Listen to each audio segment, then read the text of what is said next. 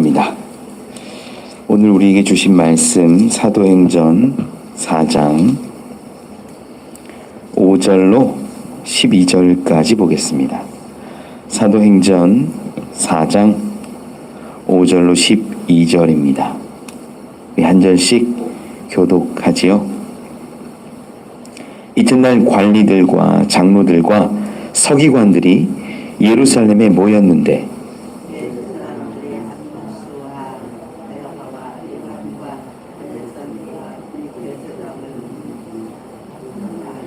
사도들을 가운데 세우고 묻되 너희가 무슨 권세와 누구의 이름으로 이 일을 행하였느냐?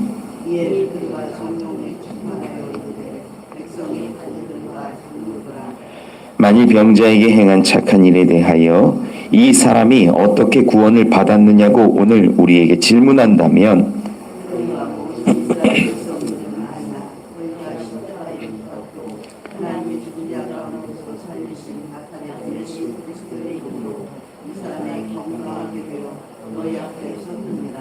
이 예수는 너희 건축자들의 버린 돌로서 집 모퉁이의 머릿돌이 되었느니라.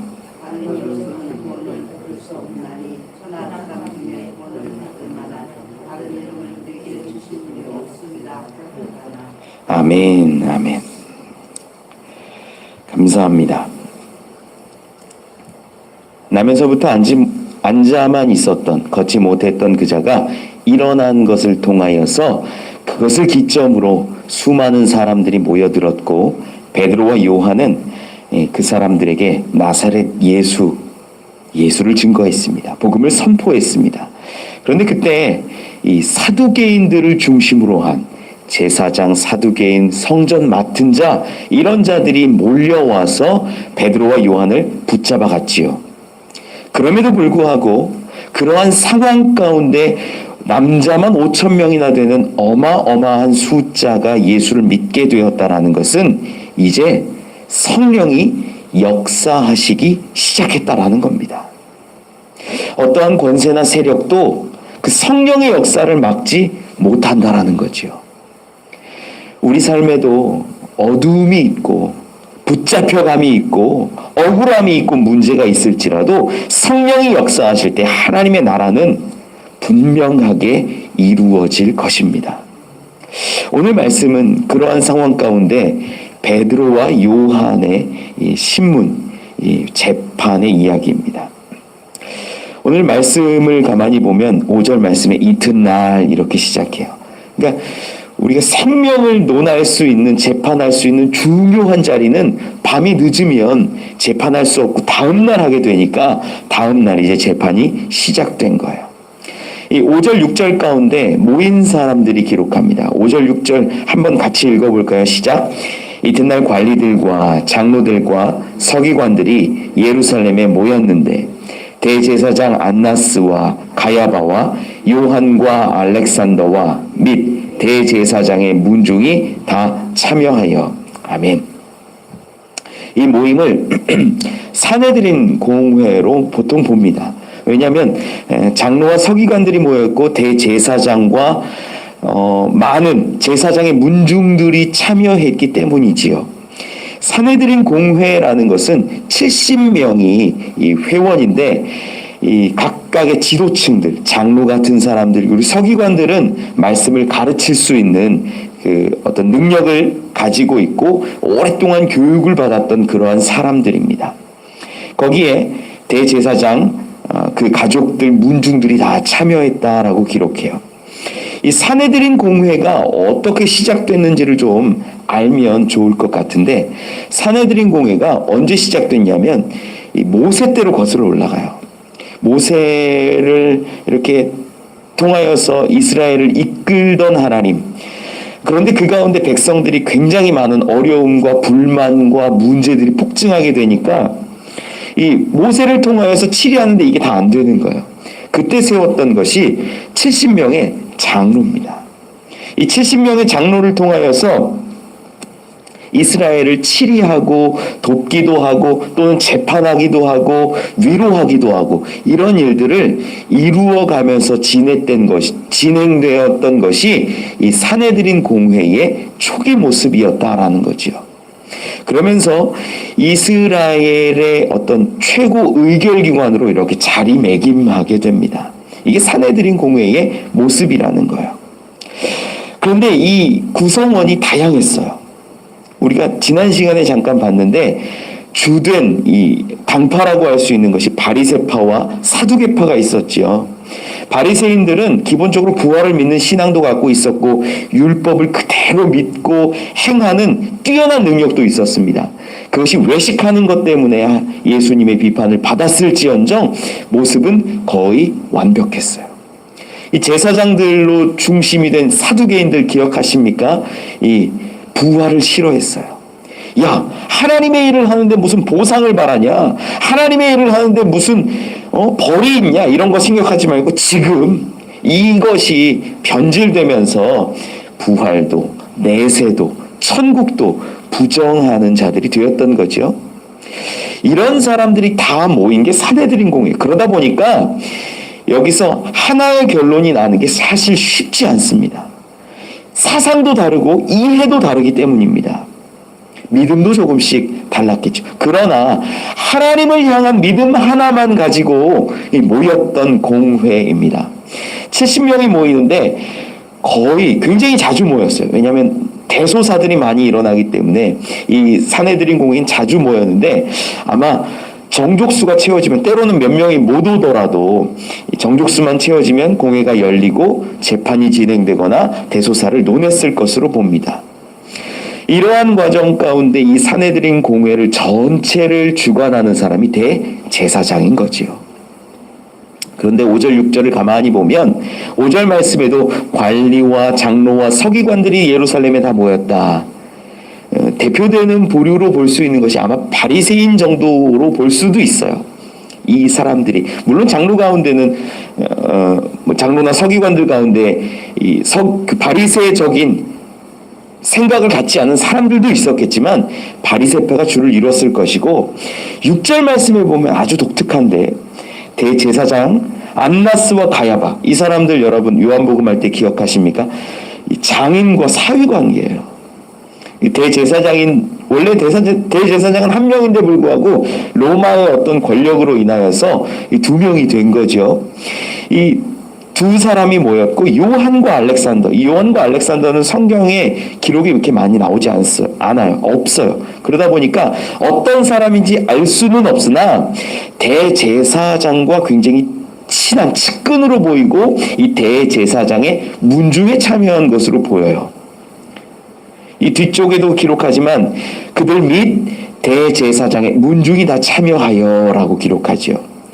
자, 사내들인 공회가 모였는데 그 안에는 70명이 있어요. 그 중에 못 오는 사람들도 있었겠지만 지금 다 모인 지파가 어떤 지파 같아요? 사두개인 지파라는 거예요. 6절 말씀에 가만히 보면 대제사장 안나스, 가야바, 요한, 알렉산더 뭐 다 모인 거예요. 심지어 대제사장의 문중이 다 참여했다. 이들이 싫어한 게 뭐였다고요? 부활이라고. 우리 말씀 앞에서도 보았지만 부활을 싫어해서 지금 베드로와 요한 붙잡아 왔잖아요. 예수님의 부활을 꼭 증언할 것 같으니까. 실제로 3장 사도행전 3장 가운데는 부활이라는 단어가 한마디도 안 나오는데 저들을 붙잡아 갔어요. 그리고 아마 제 추측입니다. 사두개인들 간에 비상연락망 같은 거 가동해하고 야 이번에는 꼭 와야 돼. 내일은 꼭 와야 돼. 그래서 이 중요한 재판이야. 부활 증거하는 얘네들 가만두면 안 돼. 이렇게 했을 수도 있지요. 그래서 사내들인 공의회가 열렸고 시작되고 이제 재판이 진행되는 겁니다. 우리 7절 말씀 같이 한번 읽어보죠. 시작. 가운데 세우고 묻되 너희가 무슨 권세와 누구의 이름으로 이 일을 행하였느냐. 아멘. 사도들을 가운데 세우고 이 가운데 세웠다라는 단어를 통해서 이 재판의 모습을 조금 추측할 수 있는데 실제로 사내들인 공회가 재판을 하게 되면 이 재판석이 70명이 이렇게 반원으로 해서 둥글게 해서 앉습니다. 그리고 앞에 한 사람이 재판받는 사람이 혹은 두 사람이 서 있는 거예요. 그러면 그 재판하는 동안에 그 70명이 묻거나 질문하고 공격하면요, 그 압박감이 어마어마합니다. 70명을 대해서 증언해야 되고 이야기해야 하는 이 사람은요, 굉장히 위축될 수밖에 없는 거죠. 그런데 그 질문이 두 가지예요. 하나는 너희가 무슨 권세로 일을 행했냐, 그리고 누구의 이름으로 이 일을 행했냐라는 거죠. 이것을 질문하는 이유가 있어요. 사실 어떤 기사와 표적을 보았을 때, 야, 이 일 누구의 권세로 했어? 누구의 이름으로 했어? 이게 굉장히 중요해요. 왜 그러냐면 이 거슬러 올라가 보면 신명기의 기록해요. 우리 신명기를 좀 한번 살펴보죠. 신명기 13장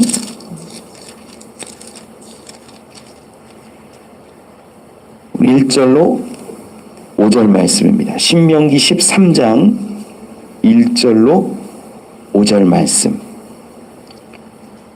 283면에 있습니다. 신명기 13장 1절로 5절의 말씀 우리 같이 한번 읽어보죠. 시작.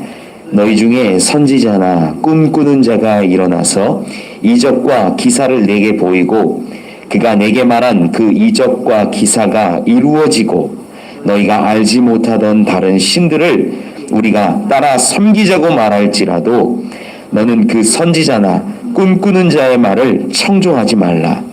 이는 너희의 하나님 여호와께서 너희가 마음을 다하고 뜻을 다하여 너희의 하나님 여호와를 사랑하는 여부를 알려하사 너희를 시험하심이니라. 너희는 너희의 하나님 여호와를 따르며 그를 경외하며 그의 명령을 지키며 그의 목소리를 청종하며 그를 섬기며 그를 의지하며 그런 선지자나 꿈꾸는 자는 죽이라.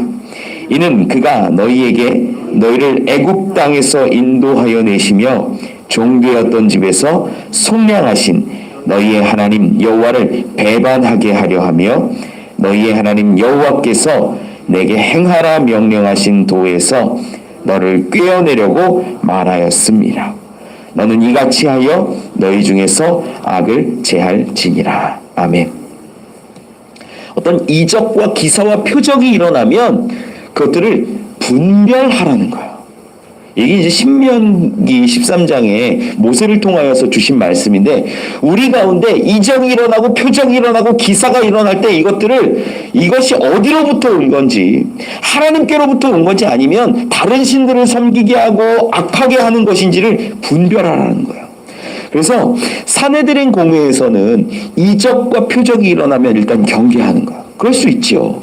왜냐하면 하나님의 이름이 드러나지 않고 어떤 다른 이름으로 다른 권세로 했다라고 말하면 그를 죽여도 되는 거예요. 사내들인 공회는 이 로마의 영향력 아래 있지만 이 사형을 언도할 수는 없지만 신성 모독에 있어서만큼은 사형을 구형할 수 있어요. 그러니까 어마어마한 권세를 가지고 있는 이 공회라는 거예요. 이들이 지금 묻고 있는 것이 무슨 권세 누구의 이름으로 했냐, 이것이 하나님으로부터 왔냐 아니면 어떤 다른 것으로부터 왔냐라는 것을 찾으려는 거예요. 그런데 우리는 이미 사내들인 공회, 특히 사두개인이 주축이 된 이들이 어떤 마음과 중심을 가지고 이 재판을 열었다는 걸 알고 있어요. 누구 때문에 그런 거예요? 예수의 부활 때문에. 예수의 부활을 싫어하니까 이게 하나님의 권세나 어떤 이런 것이 중요한 게 아니에요. 예수의 부활을 증거하는 것이 마음에 안 드는데 이걸로 인하여서 붙잡아왔고, 만약에 저들이 예수의 이름으로 했다라고 말을 하면 그는 이단으로 정죄받아서 십자가에 죽은 자인데 너희도 동조하는 자다. 그냥 죽이면 되는 거예요. 이것이 아마 어쩌면 사두개인들이 갖고 있었던 마음이었을 거예요. 그러니 지금 이 구도, 상황, 묻는 질문 이런 것들이 굉장히 큰 압박이 되고 두려움이 되었을 것입니다.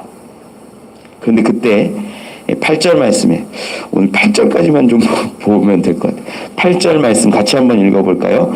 시작. 충만하여 이르되 백성의 관리들과 장로들아. 읽는 건 우리 12절까지 같이 읽죠. 시작. 만일 병자에게 행한 착한 일에 대하여 이 사람이 어떻게 구원을 받았느냐고 오늘 우리에게 질문한다면 너희와 모든 이스라엘 백성들은 알라. 너희가 십자가에 못 박고 하나님이 죽은 자 가운데서 살리신 나사렛 예수 그리스도의 이름으로 이 사람이 건강하게 되어 너희 앞에 섰느니라. 이 예수는 너희 건축자들의 버린 돌로서 집 모퉁이의 머릿돌이 되었느니라. 다른 이로서는 구원을 받을 수 없나니 천하 사람 중에 구원을 받을 만한 다른 이름을 우리에게 주신 일이 없음이라 하였더라. 아멘. 지금 베드로는 어마어마한 압박을 느끼고 있을 겁니다. 지금 그가 알고 있는, 그가 수많은 사람들 앞에서 증언했던 부활이라는 단어가 아니에요. 예수라는 단어예요. 가장 중요했던 것. 3장 가운데 나왔던 것. 그리고 그 솔로몬 행각에서 이야기했던 거, 예수의 죽음도 이야기했지만 예수가 가장 중요했던 거예요. 그 예수를 이야기한다면 이단으로 정죄해서 정죄함 받은 자의 이름으로 했기 때문에 아마 죽임당할 거라는 것을 그가 알고 있었을 거예요. 베드로는 얼마나 떨리고 두렵습니까? 수많은 권세자들 70명 앞에서 이러한 질문을 받고 대답해야 되는 것이 압박이지요. 그런데 이 8절 말씀에 보면 이해라고 성경은 기록해요. 이게 헬라어로 토테라는 단어를 쓰는데 그때라는 거예요. 그때. 이해라는 단어가 이런 질문을 해서 이것에 대해서 대답하기 위함이라기보다는 어떤 그때를 의미해요. 그 시점, 그 순간, 그때 어떤 일이 일어나냐면 8절 가운데 분명히 보면 이에 그때 베드로가 성령이 충만했다 기록합니다. 여러분, 이 부분이 너무 중요해요. 우리가 지금 베드로가 무엇을 얘기해야 되는지 알아요. 자기가 무엇을 얘기했기 때문에 여기 잡혀온지를 알아요. 예수예요. 예수 이름을 증거했을 때 저들이 찾아왔고 붙잡았고 억압했고 끌고 갔어요. 예수 이름을 말하는 것이 그의 사명인 것을 알아요. 그런데 예수 이름을 말하면 어떻게 돼요? 죽을 거라는 거예요. 당연히. 예수를 죽였는데 그 끈앞을 하나 정리하는 게 뭐가 어렵겠습니까? 베드로는 어마어마한 두려움에 분명히 있었을 겁니다. 그런데 그때 성령이 임합니다. 성령이 역사하셨다라는, 이 충만하다라는 이 단어가요, 플레도라는 단어, 헬라어로 플레도라는 단어를 쓰는데 가득 채우다요. 가득 채우다. 완전하게 채워주시는 거예요. 공급해 주시는 거예요. 누가요? 성령이요. 이미 이때부터 이야기하는 건요, 베드로의 이야기가 아니라는 거죠. 하나님이 성령이 감동하셔서 말하게 하고 깨닫게 하고 선포케 한다라는 거예요. 여러분, 우리가 분명히 알아야 되는 것이, 야, 뭘 말해야 될지 잘 모르겠는데 성령의 역사하심 가운데 말하게 됐어, 이게 아니에요. 지금 그는 무엇을 말해야 될지 분명히 알고 있음에도 불구하고 두려움과 압박과 걱정과 얼마나 힘든 그 상황 가운데 성령이 임재하시니까, 충만케 하시니까 고백하고 선포하게 됐다라는 거예요. 의지가 없고 하고 싶지 않은데 성령께서 말하게 하신 게 아니에요. 성령의 임재는, 역사하심은 우리의 걱정과 염려와 두려움을 이기게 한다라는 것을 여러분 분명히 믿으시길 바랍니다. 우리 아는 건 많아요. 아는 건 많아요. 그리고 말해야 된다라는 것도 알아요. 그런데 항상 그 말해야 되는 상황 가운데 우리의 입술을 가로채는 상황들이 많아요. 두렵기도 하고, 내가 복음을 전하면, 내가 이야기하면, 예수를 증거하면 관계가 서먹해질까봐, 나를 멀리할까봐, 나를 비난할까봐. 저희 아내가 요즘에 전도하러 나가는데 이렇게 전도지 주고 아이들에게도 하고 막 그러는데, 그 시간이 유치원 하원 시간이래요. 유치원 하원 시간에 엄마들이 지나가면서 째려본대요.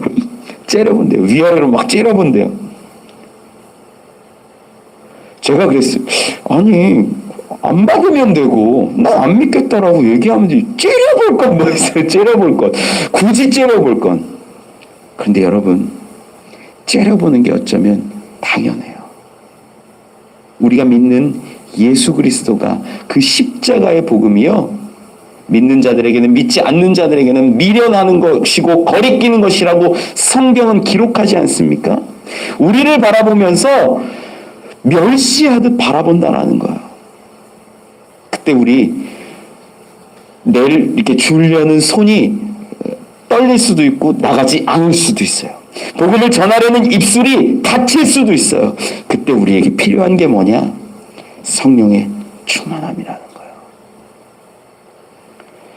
여러분, 그가 고백하는 말씀이 이제 베드로의 선포가 9절, 10절, 11절, 12절 가운데 나옵니다. 너무 귀하고 복된 말씀이죠. 이거는요, 제가 보기에도 성령의 역사하신 가운데 성령이 말하신 거예요. 증언하신 거예요. 그리고 났더니 어떤 일들이 일어났냐면 그 사내들인 공회 가운데, 야, 부활을 미워하고 부활을 싫어하고 부활 때문에 잡아온 이 사두개인들이 주축이 되어서 지금 모인 그 자리 가운데 그들이 아무 말을 못했다라는 거죠. 저는 여러분들이 성령 충만 받기를 원합니다. 우리가 아는 것, 우리가 분명히 마음 가운데 품고 있는 것, 예수 그리스도가 나를 구원하셨고 세상의 구원자다라는 것, 그것을 증거해야 하는데 우리를 붙잡는 일들이 너무나 많다라는 거예요. 그때 성령의 충만함을 구하십시오. 분명히 하나님은 역사하길 원하는 자에게, 알고 있고 전하고자 하는 자에게 성령을 부어주십니다. 그리고 입술을 떼게 하시고 선포케 하시고 우리를 대적하는 저들을 이기게 하시는 줄 믿습니다. 성령의 충만함을 구하는 저와 여러분, 우리 오늘 이 시간 이 자리 되기를 간절히 축원합니다. 기도하겠습니다. 하나님 감사합니다. 베드로가 참 고통스럽고 두렵고 떨리는 그 재판의 자리에서 성령의 충만함을 경험했습니다. 성령께서 말씀하셨고 성령께서 선포하신 그 말씀이었습니다. 베드로의 입술을 통하여서 선포되어진 말씀으로 그 많은 재판관들이 아무 말도 하지 못했고 하나님이 승리하셨음을 보여줍니다. 하나님, 우리에게도 이러한 성령의 충만함을 주시옵소서. 복음을 알고 있지만, 예수를 알고 있지만, 생명을 알고 있지만 선포하지 못하고 두려워하는 우리들 가운데 성령을 부어주셔서 담대히 전하게 하시고 말하게 하여 주옵소서. 그리하여 하나님이 승리하시고 하나님이 이루어주시는 하나님의 나라를 보게 하여 주시옵소서. 감사합니다. 예수님 이름으로 기도합니다. 기도문합니다. 하늘에 계신 우리 아버지여, 이름이 거룩히 여김을 받으시오며 나라가 임하옵시고 뜻이 하늘에서 이루어진 것 같이 땅에서도 이루어지이다. 오늘 우리에게 일용할 양식을 주시옵고 우리가 우리에게 죄 지은 자를 사하여 준 것 같이 우리 죄를 사하여 주시옵고 우리를 시험에 들게 하지 마시옵고 다만 악에서 구하시옵소서. 나라와 권세와 영광이 아버지께 영원히 있사옵나이다. 아멘.